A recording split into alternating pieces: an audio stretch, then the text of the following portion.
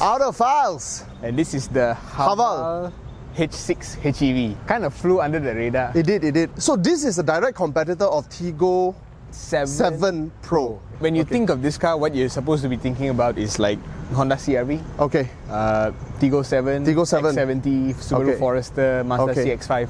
The very mass market SUV segment. Right. And the difference in this, the thing that makes it really stand out is that it is the first Chinese hybrid, and the other thing is that the pricing is very aggressive. They're kind of coming in at Corolla Cross pricing. I do not know the price of this. The other thing is that this car was supposed to launch a long time ago. I think in some parts of the world there's already a facelift of this or a newer version of this. Whereas this one, they were showing it during the Aura Good Cat launch. They wanted to get CKD, they wanted to get that kind of incentives for pricing. They just didn't get it. I see. So let's explore this car and see where it stands. HAVAL H6. Wow, nice color, huh? Nice color. And they've got a huge selection of colors. Right. Something like 4 or 5 colors. Wow, nice. For their CKD package. But this is the hero standout color. Nice. And you can see immediately that this doesn't look like it's a CR-V, Tiggo 7 Pro, like regular road-going SUV shape. Right. It almost looks like a Prado shape. Yeah, it looks like an off-roader. It looks like an off-roader. All because of this right, gap. Because the ground clearance is especially at the rear, right? Immediately you can tell like, hey, this car looks a little bit like Fortuner, but it's got a modern looking front. If you think about it, it does look a lot more modern than any of the new Fortuners and all that. Yeah. It looks a lot Fortuner is a bit long in the tooth already. And the transition into a more modern face looks natural. Right. Yeah. And you got a very busy looking face. You almost got that cherry thing going on with the diamonds. Yeah, I mean, I can understand that diamond thing. Yeah. But what is that line going on, right? This thing. Yeah. Yeah, this is just the smile. And then the diamonds actually like become rectangles here. Yeah. So there's a bit of work going on to make the design look very elaborate. From afar it's okay, but it's a bit busy right? Yeah. Just like the cherry thing, you just don't scrutinize it. The moment you scrutinize it, it's like, hey, it's a little bit tacky. Yeah. But I think the overall face is respectable. Right. Yeah, it's not something that will stick in your head, like it's not that iconic looking. Right. But it's that very handsome but generic look. And the thing is, HAVAL, what's the identity, Like, Good Cat Aura and all that, you already know that is the face, the fake Porsche face. Right. And the tank also, it's got that off-roader look. But this one is just like, it's another one of those generic Chinese SUVs. There's too many in the market, so they just got to give a generic look. And every generation they should change. Everything will change about the face. Complete change. Yeah. And just like the Japanese in the 70s, isn't it? Yeah. Just go from Italian style to American style in the next generation, right? They just like look at what is trending and then they just transpose that into their mainstream product. Yep. Yeah. Besides that, I mean, it's a very basic. It's okay lah. It's non-offensive, right? Non-offensive. Yeah, but you're right. The color is very, very interesting. Did it get a line? Let's see. Okay lah. But they left the gap. Okay, big gap lah. Yeah. Audi would not be okay with that gap. Coming on the side is where you see that Fortuner thing lah. First things first, when we come to the back is, look at that, man. Perfectly aligned. So rare to see. Even Chinese cars sometimes can't get it right. Yeah, but that one bar light is getting a little bit out of control. And I find the rear a little bit too busy because you got this quad emergency light, and then you've got HAVAL spelled below the bar. Right. Normally, if it's up here, it's a bit more cleaner lah. Here you got chrome HAVAL. Then you have a giant bar of chrome. Yeah, it's just chrome, and then light bar, and then blue color script here. It's just a little bit too busy. Right. Let's say you bought this car, I would definitely delete, I don't know, one of these badges. It's just a little bit too much. Lose that busy, sporty looking thing up there. Lose that diffuser at the bottom. It should be okay, but make the internal bar thinner a bit. A few things to do lah. Let's check out the boot. This is the strong point of the car. Oh, big. 560 huge, liters. Man. Of course, you can collapse the back. Wow. You get tonneau cover. But I see. No spare tire because because it's a hybrid, right? Yeah. You get another car battery at the back. Right. You get a tire inflator, but no spare tire. It's a bit taller. It is a bit taller. Yeah, it's a bit taller. Yeah, let's check out the rear of the car before the ants kill us. Panda color seats. Perforated seats. The use of material is not that great. Flat floor. Yeah. Wow. Okay, the step up is a little bit higher than expected. Okay. But once you're in, Feet room is okay. Feet room is okay. Thigh support is almost there. Almost there, almost there. Right. Headroom is great. Okay. Oh, very airy. Yeah. Wow, hey, it feels very airy. Yeah. It's nice. Proper CRE class. Oh, it's nice. Oh, wow. The little curve of the door. Rose gold. Rose gold. Oh, yo, there's rose gold accents everywhere. I tell you, nobody has ever done this. I realize it. No. Nobody except the Chinese, right? Painting the door handle rose gold. Rose gold. Yeah. That is, cannot say inspired lah, but definitely different. Not bad. Not bad, right? Not bad. The feel of the car. It's okay, wow. Not constrained. Now, of course, if you're paying 200,000 for this, then you'll be like, okay, a bit cheap plastic. Let's see how much you pay lah. This one I got one fist off. Fist, yeah. Headroom, a bit tight on your side. This side, okay lah. But if I sit here a bit, okay lah. This one, okay even better for you. Yeah, for me it's okay. For me it's okay. Yeah. Oh, look at that. In terms of accommodation, it's quite good lah. But of course, the use of material is still a little bit. You feel it? If it's not 200,000, you can't really fault it. Yeah. If it's near 100,000, you cannot complain even. But the reality is, this is plastic. And then another one is this one. It's a bit obvious. You see already, you know it's hard plastic. Yeah, you see also. It's that type of hard plastic that you see also, you know. Yeah. Nowadays, a lot of Chinese, they replace the hard plastic with this printed surface, which is hard, but it looks nice. Yeah. Right? Yeah. Like this, you know? Yes. You know? Which probably doesn't wear so good. Maybe. Maybe. This one will wear okay. It doesn't pick up scratches. Right? Yeah. You know, like this kind of this kind of plastic, yeah. So you have a bit of use of material improvement area. Yeah. For a Chinese car, it's not the best. It's not the best because, you know, you have a BYD style, you have X70 ones, are pretty nice, right? The Napa-like. You know it's fake, but it feels good, right? Then the door cards, a lot of design elements, but actually when you feel the materials, there's nothing here that feels exceptionally good, except for maybe the white area here. If I was a kid, I would put my little miniature thing here, toys, and then fighting here like a surface. Let's check out the front, man. Hey, so blue. Guess what? The door is one piece. No way, really? Yeah. What a weird mix of high-tech and low-tech. Wow, look at that. Oh, look at this lah. Full of in line with the modern EVs from China now. Yeah. This one a bit small. But again, actually, as long as it works. Yeah. And it's bigger than what the Koreans and a lot of Japanese are giving. Yeah, and it's very tidy. I love this dashboard. It's simple without looking cheap, isn't it? Yeah. Wow. Just enough of a sense of occasion. Yeah. For it to be elevated. Yeah, not be a boring car. They got some of the things right. Yeah, but they got some things wrong. Of course. The big complaint I have of the interior is that a lot of the physical controls are missing. Alright. So to operate the blower, it's here, which is fine. But the moment you plug in Apple CarPlay, all of this disappears. Oh, you cannot. It's a 2-3 step process involving turning off the aircon compressor so that this menu comes up. There's no way to press that to make it come up? You have to do multiple clicks. But the fastest way through physical controls is this. So missed opportunity. Just put one fan blower speed somewhere. Yeah. Would have been so much better. Right. And then there's e-pedal control. So this thing, because it's a hybrid, they let you use e-pedal. Okay. I can't figure out how to turn it on and off. No matter how much I go through all of this, I just cannot find the controls. I see. You have a lot of disjointed elements in the menu that require going through one by one and finding. So I don't really like the layout of the thing, the typical GWM with the spelling mistakes. This one is more. God, where's this? I couldn't find a spelling mistake, but look at that. Beep. Beep. I mean, normally they'll say a noise for the menu or system. So just beep on. Capital B-E-P. Even the voice assistant, which is apparently an update for the car, which helps you control the aircon and all that through voice. To me, it's still not there because the prompt is "Hey GWM." Hey GWM, increase fan speed. This is what I mean. They give it an update, but it's still not. It's a bit clunky. It's still a bit clunky.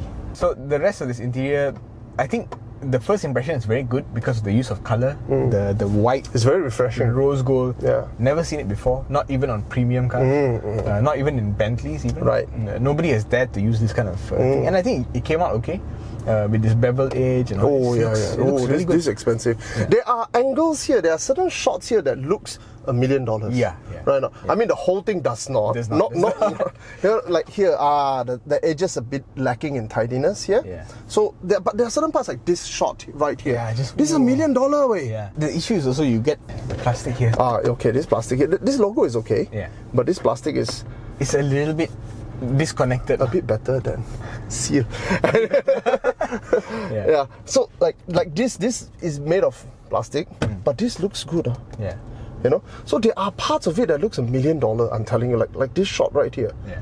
almost $1 million. Whoa, unexpected. You know, so I mean, in that sense, what it tells me is if HAVAL really sit down and put its heart to it, they can come up with something that, but of course, naturally, it will be expensive. Yeah.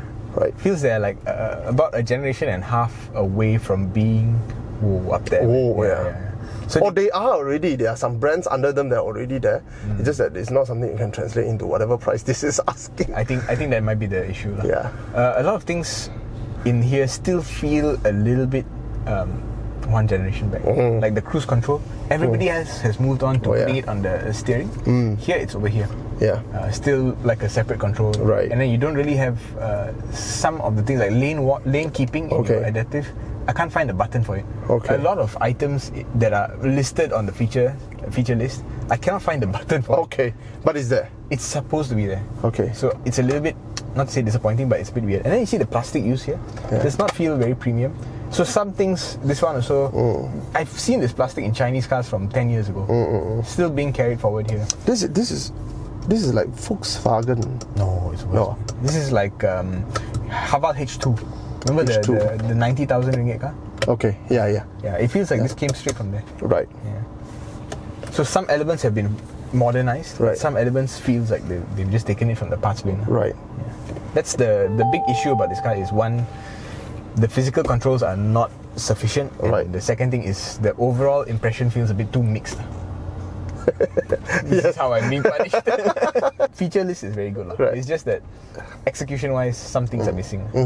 Okay. So what's your score for design? I don't to fault the design so much because I see some earnestness and Right. some trying of new Right. things like this rose gold and beige. Right. But at the same time, feels like a lot of improvement can be made. Right. A lot of modernization of the interior, especially a lot of tidying up of the back, use of plastic. I just realized your phone. And I like that just in terms of space, there's no compromise. And maybe the point of using all these older parts here. Right. Is to really just keep the price where it is. Yeah. Maybe it doesn't add value to change this. Yeah. Maybe it doesn't add Because the value. moment you start changing this, then you start asking, if I change it, I should change that, I should change that. Correct. Then everything, then you're in a different class. Then the price goes up by 10k Yeah, and yeah. everything changes. So I will close one eye and give it a 3.1. Okay. The 0.1 is for the effort, the rose gold. Okay. And the rest of the tree is just practically it works. Right. Nothing wrong with this design. Okay. Yeah. What about you? For me, the outside is okay, not offensive. I think quite like it. Right? The interior is the highlight. To be honest, you put it in context. You put it beside the X70 today. This is like Yeah, correct. So technically speaking, in amongst all of its competitors, this is pretty darn good, right? Now you put it beside something more expensive like a CRV, it doesn't really lose out also. Yeah.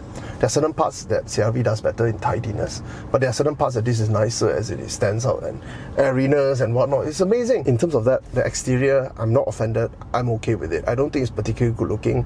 I don't think it's not good looking either. I'm going to give it a 3.5 lah. It's okay lah. Interior, I'm going to give it a bit higher. Whoa. It's not a 4 lah. The tidiness need to be there for it to have a 4. But I think this is good effort. 3.8. It's a big car, and it's Right. It rolls, but it's in control. It gives. But I feel that a little bit unnecessary feedback from the pedal. The e-pedal. I've been trying to turn it off from day one. Sometimes it's off, sometimes it's on, There's a little sign that's supposed to say e-pedal up there. Oh, is it? Okay, now, if you have a stretch, please cut it. What is that? You're already 100. That's the turbo spooling up. Oh, is it? Yeah. So now we have a turbo and we have an electric motor. Yes. Oh. Yes. The first time I got this car, my impressions of how it drove was, it's clumsy. It doesn't give me confidence to take a corner fast. And the speed actually caps off at 170. Very hard cap. Okay. So the first time I got into it, I had a lot of negative perception of this car. I felt like it drove more like a truck than a car. Right. And yeah, just a little bit of disconnect with the powertrain, what it can actually do versus what it actually gives you. But over the weekend, spending a lot of time driving different scenarios. The one thing that really stood out about this car versus all its peers is that low speed transmission, no mistakes. None of the Chinese cars can get that right. This one has no mistakes on transmission. Okay. Second thing is no annoying aspects. So besides just transmission issues, a lot of Chinese cars have annoying beeps, annoying things, warnings, character of the throttle. Yeah. Sometimes even the way the steering feels. There's always something about Chinese vehicles that kind of annoys you a little bit. Then you just close one eye and say, okay, the price is low, so I don't think about it. This car has, of course, blind spot monitor and all that, but the way it comes in is like only when it knows you cannot see. I don't know how they tuned it, but it's more human. It's more human. The design is very human on this car. Because BYD can be very helicopter.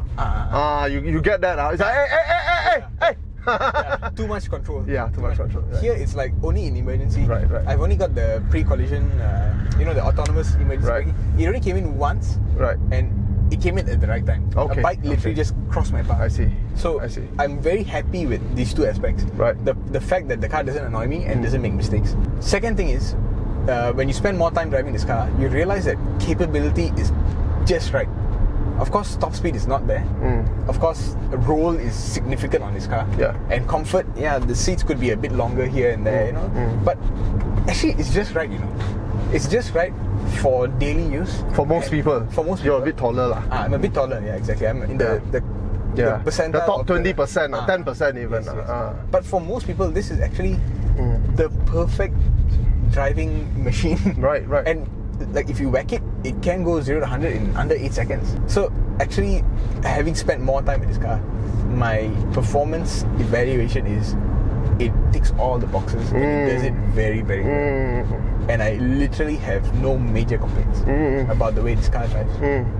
And that was not my first impression. My first impression was I was just looking for faults everywhere, finding them. Because you are conditioned to look at this and that there must be something wrong. Yeah, where did the Chinese make mistakes? But they did not make the mistakes I was expecting, which is really, really good. And if you look at the figures, combined horsepower and all that is really, really impressive. It's something like 500 plus Newton meters of torque when you combine the total system. Okay. It's a powerful car, lah. Yeah, I think you summarized it pretty darn well. And I have only one thing to add from it. Is that this car is halfway between a soft roader and an off-roader. Right? Yeah, you get that Prado feel going over bumps. It's not Prado yet. It's a bit tough. The legs, you can feel the legs are tough. Yeah. This is a simple suspension system. Just eats up the road, man. Eats up any pothole, any speed bump. Actually, it's decent, right? And you can do all this rough road because over the weekend I went to Semenyih. I went to Semenyih and I went to Klang. And I took a lot of highway roads in between, going 140, 150. So this car's highway is good. It can eat up highway, it can eat up rough roads. Right. It's basically all boxes ticked. Let's go up this gravel. Gravel. Let's go up this gravel. You see, soft roaders don't handle gravel well. We don't feel this anything. Is good. This is okay. Right up. The camera feels it. Camera That's the weight of the camera. I am actually pleasantly surprised, and I like the steering feel. Surprising, huh? It is light. It is a bit deaf, but it has a very pleasant, communicative, but not too busy, not too chatty experience about it. Size-wise, it's just right. Wow, I like it. Now that we've driven Aura, we've driven Tank, and we've driven HAVAL, I have to say GWM is on top of their game, bro. Of all the Chinese brands, these guys are on to something. Look, like Geely is pretty competent, right? I'm telling you, GWM, they know what the heck they're doing, way. They are not bad, yo. So yes, it's actually quite impressive. I'm also on almost semi-gravel. But it's okay. This is the feel you get from an off-roader. Yeah. And here's the kicker, the real like bonus fact. Right. Apparently, a lot of people have taken this car long distance, mixed driving. Right. Full tank, you can get 1,200. Not bad, not bad. But if it's electric charge, how many kilo you get? This is the thing, you don't have to plug it in. It's a regular hybrid. Oh, okay. It's not a plug-in hybrid. It's not a plug-in hybrid. So the system is determining when it is more suitable to use. Okay, okay. But performance-wise, this is a 4.6. Wow, 4.6. Now, I'm not a big fan of hybrid because I don't know what they are doing. And fundamentally, you know, more complication is never good news. Let's put it this way. You know, how German cars get to where they are and why so many German luxury buyers are now ditching German brands for half-price Chinese cars is because you tell them, oh, Chinese car not reliable. They turn around and say, have you driven German cars? I'm actually quite anti-hybrid, to be honest. So I don't want to complain too much about, I don't want to talk too much about the drivetrain because I don't know how long they will last. And also, they tend to be quite interfering on the drive experience. You know, electric one, you know exactly what you're getting. Petrol one, you know exactly what you're getting. Hybrid one, it turns on and off by itself. You don't know what's going on, right? I have to say this is a very rare, because I don't get to drive much hybrid. You don't feel disconnected. It still have on and off, you know, but it doesn't feel unnatural. Very organic. Power-wise, no need to say, 500 Newton meters of torque. How many? What's the horsepower? Combined is 243. 243. 500. 530 Newton. Wow, gila. 0 to 100 in 7.7 seconds. 7.7 seconds. So power-wise is adequate lah. Yeah. It's good enough. Actually, quite fast. Yeah, it's fast. It's fast. But it just caps off at 170. That's the only thing. Power, I'm not going to complain. It's pretty good. Ride quality is surprisingly good. Yeah. Nice balance. Good balance. It's not like a Luxo barge, like a C9. Yeah. Right? But it's not like a CRV sporty, you feel everything going on. It's a good balance. You know, you cannot say this car is uncomfortable. You can say that it is not pampering enough, maybe, but you cannot say it's uncomfortable. Yeah. But what I'm most surprised with is how tough it is. Because most soft-roaders are cars lah. You know, this has a bit of toughness that I feel in the legs that I don't usually get. You usually get some of this in a Toyota. You get that here, and I'm very pleasantly surprised. So performance-wise, I have to give it a 4.3. I've been abusing this car, driving it super fast. Yeah. You know, all kinds of terrain. Right. 241 kilometers. Barely dent the petrol tank. Oh. I'm just like, when is this petrol tank going to empty? I'm driving that. If this was a petrol car, by now it'd be half tank. Yeah. Or less. Not even one quarter. 1 quarter. Wow. It's time to talk about value. Yeah. Let's play guess the price. Let's play guess the price because nowadays I'm a bit too informed on the pricing. Too much in the industry. But I don't look at prices. You don't know the price of this car? I don't know, and I don't know the prices of many petrol cars because I stopped looking at them. It's all about EV. It's all EV now. Yeah. I don't know what's the price of this. Now, based on the size, CRV size. CRV starts 160. Yeah, but those are irrelevant models. Cannot one, really. The ones that matter are 180 to 200,000. Okay, CX-5? CX-5... this is like CX-5, maybe a bit bigger. Okay. Yeah. CX-5 starts at around 150 now. With the ones that matter around 170 to 180. Oh, still like that? Still like that. Okay, then you have X70. Now, X70 is definitely narrower than this. Yeah. And a bit smaller as well. Very marginal. Okay, marginal. But, okay, X70 is 120, 110. 124 for the full spec. Okay, so 110 to 124. Okay. Same with the Tiggo 7 Pro. Okay. 124 full spec. Okay. Only one spec. So now we are talking about 50,000 ringgit difference between the Chinese and the Japanese. I would say, yeah. If you let's say you do just petrol for petrol, it's about there, 50k. Okay. But hybrid, CRV is 200. Now 19 plus. 199, 200. Okay, Yeah. 200. And you've also got one segment smaller, Toyota Corolla Cross Hybrid. Oh yeah. But that's segment. It's halfway. It's a cross segment. All right. That's 145. 145. Spec. There's a mid-spec hybrid which is about 140. Okay. 140 plus. Okay, so 145, 140. Around there. Okay. Yeah. This one? Guess? 135. Close. 139. 139. 140 lah. 800. Yeah, 140. 140. Effectively 140. But it's bigger than the Corolla Cross. Much bigger than the Corolla Cross. Yeah. In terms of the drive, it's much better. It's much better. As far as I can remember, because the last Cross we drove was 2 years ago, a year and a half ago. There's nothing special. Nothing special. It's just the car. Okay. And that's the issue with the Corolla. It's just the car. People who buys a Corolla wants reliability. You know, they don't want to think about what they're buying. Yeah. You know, just give me the thing that don't break. Yeah. So that is the appeal of the Corolla Cross. Right. But it's nothing special. Right. Whereas you got the CR-V, where it is something special. Pretty good, but too expensive. It's just too expensive. Right. So this straddles the line. You get something that is pretty damn good, and it's the price of a Corolla Cross. Right. The other thing that sweetens the deal, where it kind of addresses your concerns with hybrid and Chinese cars. Yeah. Warranty is 1 million kilometers, 10 years. Okay. For the hybrid system, it's 8 years, 1 million kilometers. But you must service with them. Of course. That's where they make back the money a bit. It's not the cheapest car in the world. It's not buy me now kind of money. Yeah, because you have Corolla Cross. Having a Corolla Cross hybrid so near in terms of pricing is a real cock block on this car. It's outselling the CR-V hybrid. I have to say, I'm not an expert in hybrid because I don't look at them. I don't consider buying one. But I know a lot of uncles do. Yeah. And if you're in a market, I would say this is actually surprisingly good. But the problem with uncles is that how resale value? Exactly. I think nowadays resale value for any car is no longer a given. Certain cars, maybe yes. Yeah. Maybe. There are certain models that hold better. Perudoas, okay. Confirm. Small Vios City, pretty decent. It's almost in the 90% guaranteed resale value range. Right. But the higher you go up, and the more risky you go, like hybrid, sure. Hybrid collapse. Chinese cars sure cannot. No need to say. European cars, anything above a C-Class 3 Series collapse. Yeah. Even 3 Series collapse. If you're just looking at, I want to drive a car every day, I'm worried about fuel subsidy going away. Right. I needed to do everything, carry family, be competent high speed, be competent off-road a little bit for gravel roads. I cannot think of a product that can do as many things well as this, which is very convincing for me. The 10-year warranty, sometimes warranties you have to look at the asterisks. But if you're just someone who's very schema and just sends it back to the dealership and you can calculate in advance how much you're going to pay, I think effectively for those kind of buyers, this is very, very good value. GWM is here for the long term. They want, and I see how they perform in Australia. Right. They did okay. They're doing well, and they have captured a lot of Toyota buyers. I know this because my sisters-in-laws, who are lifetime Toyota buyers, have moved to HAVAL in Australia. And all the GWM product we drive, we are impressed. Yeah. Tank was pretty darn decent.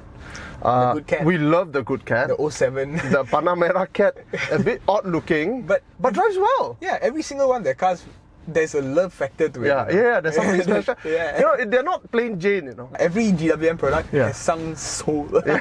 Something special. A spark of, not to say genius, but got soul. A spark of expertise. Of knowing what cars should be like. Yeah. Which is very admirable. Right. And yeah, so value-wise, I wouldn't say it's a 5-star. No. But it's definitely closer to 4 than 3-star. Right. Definitely. I would give it a low 4s, like a 4.1 or 4.2. I'll give it a 3.9. I'll tell you, for me having Hybrid. a Corolla Cross there is really a cock blocking maneuver. So in order for you to overcome, you have to do a J-Cool J7. You have to do a Cherry Omoda 5 C5. Omoda C5, yeah. C5, right?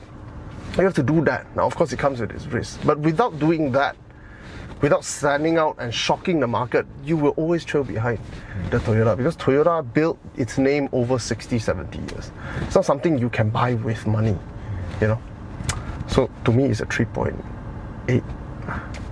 Unless you have a big enough gap with a Corolla Cross hybrid in terms of price gap, it's hard, I know it's not a breakthrough product. Yeah. It doesn't have that X factor. Unfortunately. So Autophiles, quite recommend, quite nice. Yeah. What's your 3.8 lah? You high 3s, mine low 4s. Low 4.2 or something like that. Right. Okay. Signing out.